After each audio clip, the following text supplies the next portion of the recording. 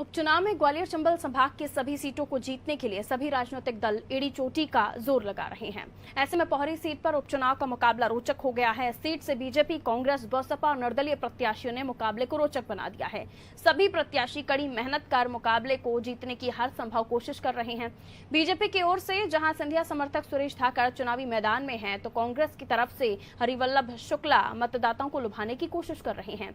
Congress BJP के साथ ही 2018 विधानसभा चुनाव में दूसरे स्थान पर रहने वाले बसपा के कैलाश कुशवाहा भी अपनी जीत का दम भर रहे हैं।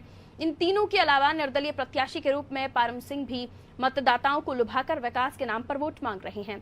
इन चारों प्रत्याशियों के मैदान में आने से मुकाबला रोचक हो गया है। पोहरी विधानसभा पहुंची अनादि टीवी की टीम और वहां संवाददाता वैभव गुप्ता ने इन चारों प्रत्याशियों से स्थानीय मुद्दों के साथ विकास के ब्लूप्रिंट पर विशेष चर्चा की।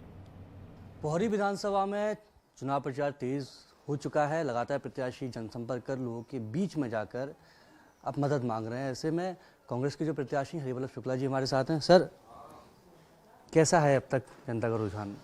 कांग्रेस के पक्ष में जबरदस्त लहर चल रही है कांग्रेस की।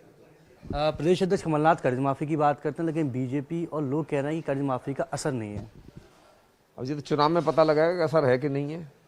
वो तो ये भी कह रहे थे कि कर्ज माफी हुई नहीं है, कमलनाथ जी झूठ बोल रहे हैं। लेकिन विधानसभा में दूध का दूध पानी के पानी हो गया जब उन्हीं के मंत्री ने स्वीकार कर लिया कि कर्ज माफी हुई है, आंकड़े बता दिए, संख्या बता दी किसानों की।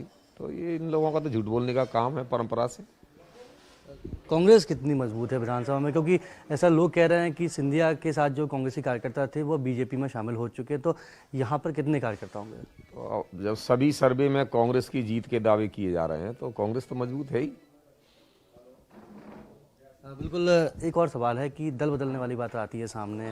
इस तरह से बीजेपी के जो प्रत्याशी पहुंचे दल बदला उन्होंने, आप पर भी ऐसे लगते हैं कि आपने भी सभी दलों से किस्मत आजमाई? मुझे भी बीजेपी ने राज्यसभा का सदस्य बना दिया था, इसलिए दल बदल किया था मैंने। मैं काय के लिए गया था दल बदल करने? विधायकी से इस्तीफा दिया था 35 करोड़ लेके, राज्यसभा की सदस्यता ली थी मैंने। जिस व्यक्ति को तुम 22 साल तक कांग्रेस का टिकट नहीं दोगे वो क्या करेगा? वो कौन लोग थे जो मेरे से कम योग्य लोगों को टिकट दे रहे थे?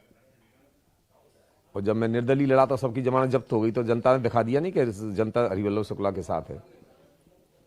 अगर आपको मौका मिलता है तो, क्योंकि पोहरी में बहुत सी चीज़ें हमने देखी कि पिछड़ा भी है, बहुत ज़रूरत है यहाँ पर विकास की, अगर आपको मौका मिलता है तो आपके द्वारा क्या प्रयास करेंगे? भाई मैं 40 साल पहले वहाँ से विधायक बना हूँ। वहाँ की क्या समस्याएं, क्या परेशानी है? सिंचाई की समस्या है, पीने के पानी की समस्या है, रोजगार की समस्या है, स्वास्थ्य सेवाओं की समस्या, किसी ने काम ही नहीं किया वहाँ। तो आपके बाद जो विधायक बने उन्होंने क्या किया? अगर किया होता तो जी आप मुझसे सवाल पूछते कि विकास का क्या होगा? तभी तो मैं पूछ रहा हूँ, कुछ अगर नहीं हुआ तो क्यों नहीं हुआ? अब ये तो उनसे पूछिए, ये सवाल मुझसे कैसे पूछ रहे हैं आप? उनकी रुचि नहीं थी, निजी कामों में व्यस्त रहे, निजी लाभ लेने में व्यस्त रहे, पब्लिक के काम नहीं किए। तो हमारे साथ पोहरी विधानसभा से कांग्रेस के प्रत्याशी हरिवल्लभ शुक्ला जी ने स्पष्ट रूप से कहा कि मेरे से पहले जो लोग चुनकर विधानसभा पहुंचे थे उनकी रुचि नहीं थी, उनकी निजी कामों में रुचि ज़्यादा थी। यही कारण है कि पोहरी अब तक पिछड़ा हुआ है। कैमरा पर्सन मनीष के साथ वैभव गुप्ता, पोहरी विधानसभा।